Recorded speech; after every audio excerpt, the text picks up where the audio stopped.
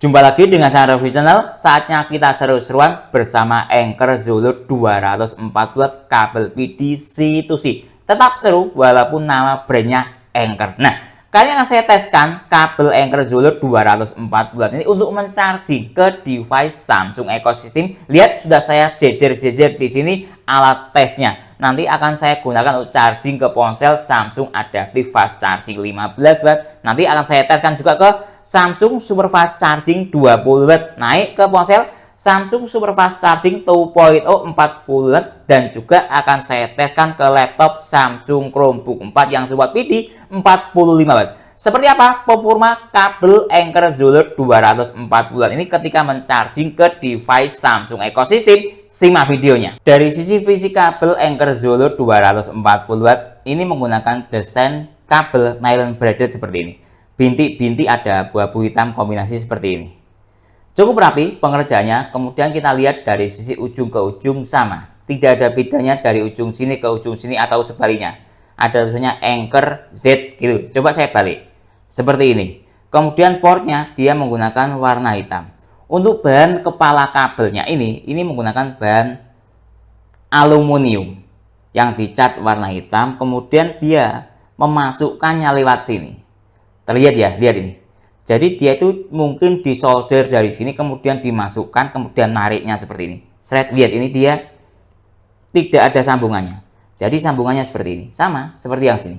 Jadi seperti ini fisik dari kabel Anker Zolo 240 watt. Dari sisi tingkat kelenturan kabel, coba ini saya bandingkan dengan kabel Farfire 240 watt. Kita lihat dari sisi bodi kabel sedikit lebih besar Farfire. Terlihat ini ya. Nah, kemudian coba saya tarik sama, ini saya bandingkan dari sisi tingkat kelenturan mungkin seperti ini. Lihat ini. Nah, lihat. Nah, lihat ini. Kurang lebih tingkat kelenturannya sama dengan Farfire. Nah, lihat. Nah, coba saya tarik lagi mungkin seperti segini. Nah, kalau mungkin karena Farfire ada tekukannya seperti ini. Nah, mungkin saya balik seperti ini, lihat. Nah, lihat.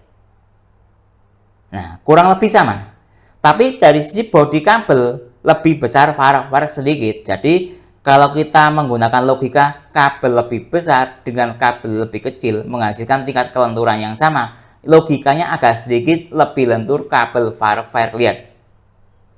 Nah, karena kan dia lebih besar, tapi ya 11-12 lah tingkat kelenturannya, kurang lebih sama saja antara Anker dengan Farfire. Tes USB-C e-marker kabel Anker 240 watt ini. Nah, biasanya kabel yang menggunakan seluruh daya 240 watt atau 100 watt atau 120 watt atau 140 watt itu ada USB-C e-marker.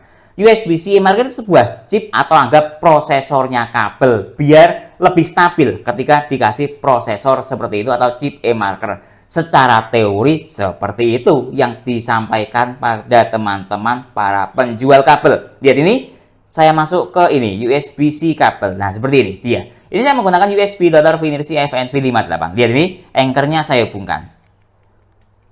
Nah, terbaca. Artinya kabel ini ada USB-C e-markernya. Nah, apa ada kabel yang tidak ada USB-C e-markernya atau tidak dikasih USB-C e-marker? Ada. Nah, caranya untuk membacanya ya seperti itu. Kita hubungkan dengan alat seperti ini. Ketika dia tidak terbaca, otomatis tidak ada chip e-markernya. Biasanya kabel yang tidak ada chip e-markernya itu ampernya di 3 ampere. Karena 3 ampere itu masih tergolong kategori ampernya agak rendah, sehingga tidak perlu dikasih chip e-marker. Nah, yang ampernya 5 ampere atau 6 ampere dikasih chip e-marker karena tergolong kategori yang ampernya besar, biar lebih stabil. Kira-kira seperti itu. Kalau mau menambahkan silakan. Nah, lihat ini dia.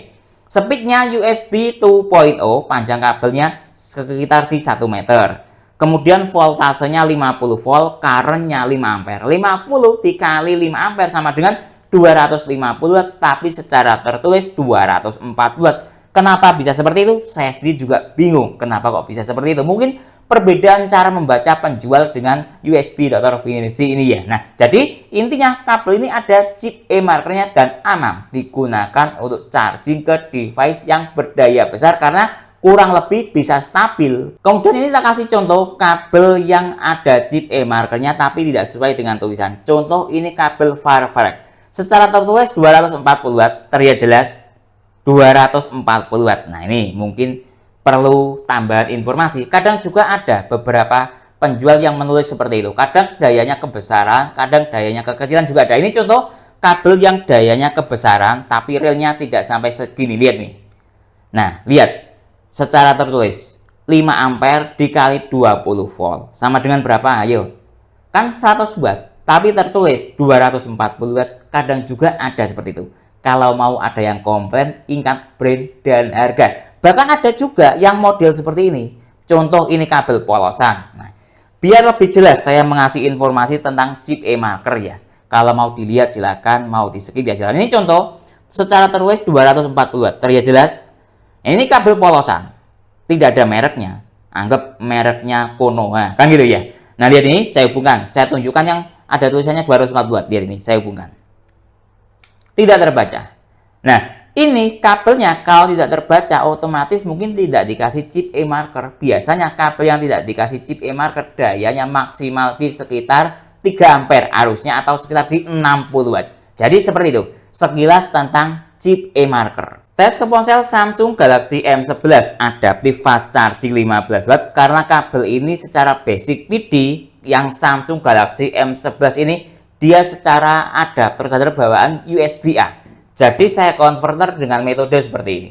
Saya menggunakan konverter ini dari brand unit dari USB-A to C. Saya membacanya seperti itu. Sekali lagi, dari sisi USB-A dilarikan ke USB-C.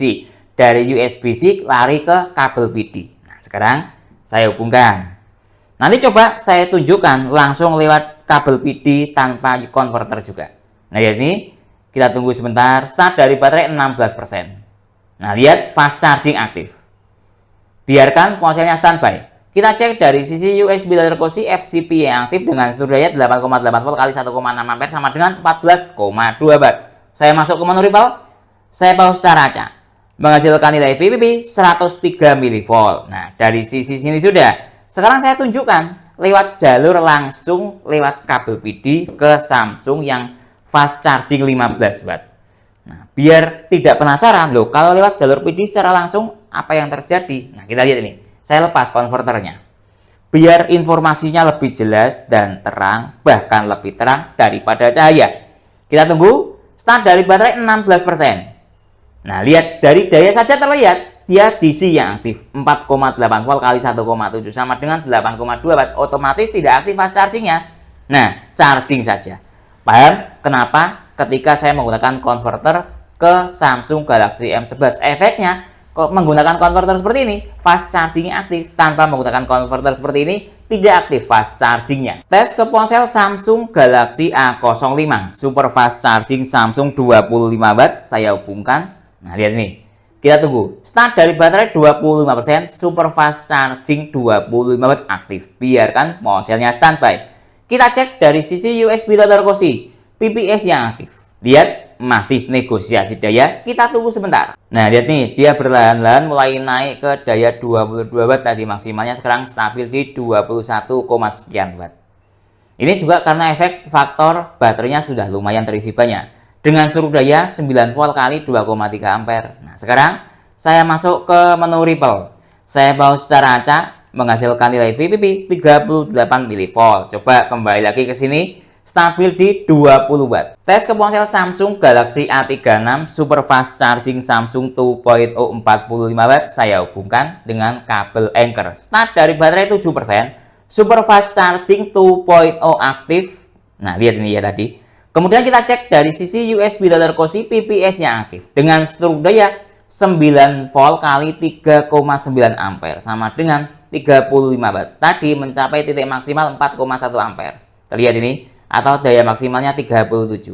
Sekarang coba saya masuk ke menu Ripple, saya pause secara acak. Menghasilkan nilai VPP 17 mV. Sangat rendah nilai Ripple-nya. Kemudian coba kembali lagi ke sini. Daya stabilnya di 35, sekian watt. Tes ke laptop Samsung Chromebook 4 yang secara adapter charger bawaan support PD 45 watt lewat port USB-C yang ada di sini. Saya hubungkan. Lihat ini, saya hubungkan sekarang. Kita lihat dari sisi proses negosiasi, dia tadi restart 1 kali, kemudian sudah tidak restart lagi, sudah stabil dayanya. Kemudian kita lihat dari sisi protokol isi daya cepat yang aktif PD 3.0 dengan struktur daya 14,5 volt kali 2 atau 1,9 ampere. Sama dengan 28 watt. Cukup bagus. Ya, dayanya stabil segini. Dari teori 45 watt dia stabil di 27-28 watt. Sekarang saya masuk ke menu Ripple. Saya mau secara acak menghasilkan nilai VPP 76 mV. Kemudian coba kita cek daya stabilnya dia lagi 28, sekian watt. Tes speed charging kabel Anker Zolo 240 watt ke ponsel Samsung Galaxy A36 yang support super fast charging Samsung 2.0 45 watt. Sebelumnya kita cek dahulu dari sisi sistem baterai yang ada pada ponsel Samsung ini nanti. Start dari baterai 4%, secara mAh dia start dari 200 mAh, tingkat kesehatan baterai good, jenis selnya Li-ion. Kapasitas maksimalnya 5000 mAh. Saya hubungkan sekarang dengan menggunakan adapter charger Anker 140 watt. Lihat ini, start dari baterai 4%, super fast charging 2.0 aktif. Timernya saya nyalakan sekarang karena yang saya kejar adalah speed chargingnya. Jadi saya buat mode ponsel mati, saya matikan dahulu. Lihat ini, dalam detik ke 43 detik atau 45 ya, start dari baterai 5% mode ponsel mati. Sekarang coba kita cek dari sisi daya yang ada di adapter chargernya. Secara adapter charger dia mencapai 40-41 watt. Selanjutnya kita tunggu sampai dalam waktu 60 menit mampu mengisi berapa persen ke ponsel Samsung. 30 menit telah berlalu, kita cek dari sisi ponselnya dahulu. Nah, lihat ini terisi 64%. Dalam waktu 30 menit, bahkan 65%. Nah, ini sebuah speed Samsung super fast charging 2.0 45 watt. Kita cek dari sisi daya, sebentar saya nyalakan dahulu. Nah, tersisa daya 22 watt. Pertama kali colok di angka 40-41 watt, turun hampir 50% dalam waktu 30 menit. Coba kita cek dari sisi temperatur, hangat normal, tidak terlalu panas. Kemudian kembali lagi ke sini. Sekarang kita cek dari sisi temperatur menggunakan termogan adapter chargernya mungkin cuma 41 derajat Celcius, hangat normal ya, karena ya adapter charger 140 watt digunakan untuk charging ke ponsel cuma 45 watt, bahkan realnya di angka sekitar 40 wattan, tidak terlalu panas menyengat. Lihat, cuma 40 derajat Celcius. Coba kita cek dari sisi ponselnya. Ponselnya juga hangat normal. Nah, ini bahkan di bawah 40 derajat Celcius. Sangat dingin ini bahkan. Kemudian coba kita cek dari sisi mungkin chip yang ada di kabel chargernya. Saya buat seperti ini saja. Lihat, ini saya tempelkan. Mungkin sudah, atau saya gerakkan sampai di sini. Atau begini saja ya. Nah, sekarang kita lihat. Cuma di 32, tidak ada temperaturnya. Ya, anggap ini saya pegang tidak panas, tidak hangat, bahkan dingin. Nah, lihat. Selanjutnya kita tunggu sampai 60 menit mampu mengisi berapa persen. 60 menit telah berlalu. Kita cek dari sisi ponselnya. Nah, lihat ini terisi 93% dalam waktu 60 menit. Jadi timernya saya stop sampai di sini. Kemudian coba kita cek dari sisi daya yang ada di adapter chargernya. Tersisa daya 4 watt atau 3 watt naik turun. Jadi kesimpulannya kabel Anker Zolo yang support daya 240 watt, tapi ketika cek dengan menggunakan USB Dr. Finisi tadi menggunakan struktur 5 ampere kali 50 volt sama dengan 250 watt. Perbedaan cara pandang antara penjual atau brand dengan berdasarkan USB Dr. Finisi. Tidak ada masalah. Yang penting digunakan untuk charging ke device Samsung ekosistem berjalan dengan baik. Tadi ketika saya tes misalnya ke ponsel Samsung Galaxy M11 adaptif fast charging 15 aktif. Dengan catatan menggunakan konverter seperti ini. Karena secara adapter charger bawaan Samsung 15 watt itu menggunakan sistem output USB-A. Nah, kemudian naik saya tes ke ponsel Samsung Galaxy A05 super fast charging 20 watt atau PPS-nya aktif. Kemudian naik ke ponsel Samsung Galaxy A36 yang support super fast charging Samsung 40 watt atau 2.0, dia juga aktif dengan daya stabil di area sekitar 35 watt. Nah, kemudian juga saya naikkan untuk charging ke laptop Samsung Chromebook 4 yang secara adapter charger bawaan PD 40 watt dia juga bisa, cuma restart sekali ya untuk negosiasi daya dan stabil di daya sekitar 27-28 watt. Kemudian dari sisi speed recharging saya tes tadi ke Samsung Galaxy A36 ini.